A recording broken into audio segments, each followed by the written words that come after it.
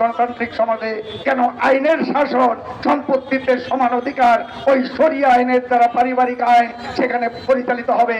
এই যে অমানসিক কাজের মজুরি কতটুকু মজুরি আপনি দিয়েছেন? যখন আপনি বিদ্বেষ ছড়ান তখন আপনার মনে হয় না আমরা বিদ্বেষে বিশ্বাসী নই, আমরা বিশ্বাস করি না কোন ধর্ম বিদ্বেষের জন্য আপনাকে তৈরি করেছে, ধর্মকে সুশাসনের জন্য ব্যবহার করেন।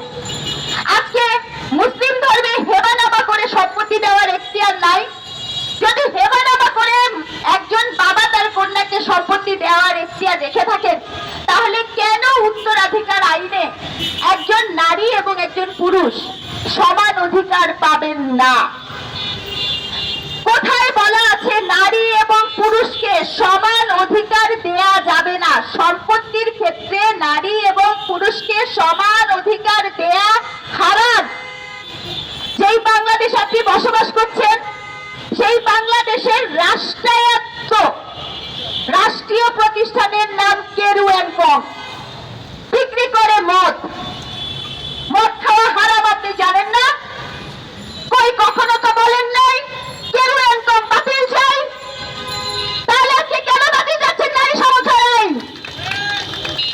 মদ খাওয়া হারাম, মদ খাওয়া বাতিল চাই না। সুদ নেওয়া হারাম, সুদ খাওয়া বাতিল চাই না। সম্পত্তি দিয়ে শুধু বলেছে যেই ভাগ সেখানে যেখানে কোনো নিষেধাজ্ঞাও নাই সেটার জন্য বাতিল চান। কেন চান? এটা কি ধরনের কাপুরুষতা? কোথায় আছে বিবেক? কোথায় আছে বোধ?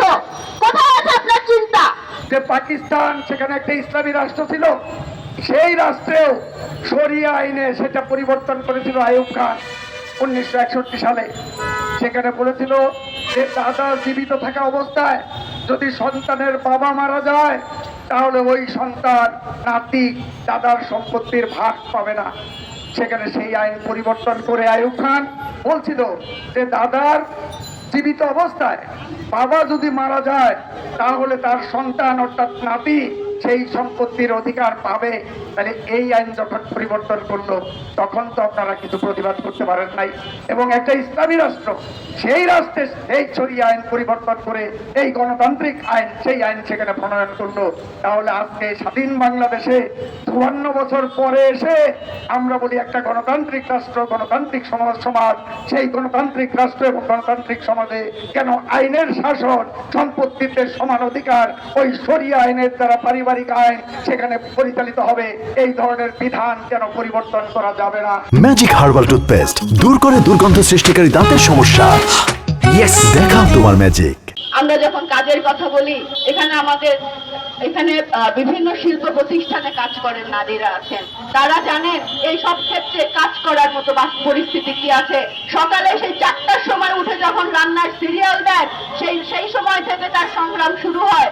সেই সিরিয়াল থেকে শুরু করে 8টার মধ্যে কারখানার গেটে পৌঁছানো এবং অমানসিক পরিশ্রম করে দাঁড়িয়ে বসে কোন রকমের বিরতি ছাড়া পরিশ্রম করে যখন রাতে 8টায় ফেরেন, তারপরেও তাকে সেই সিরিয়াল দিতে হয়।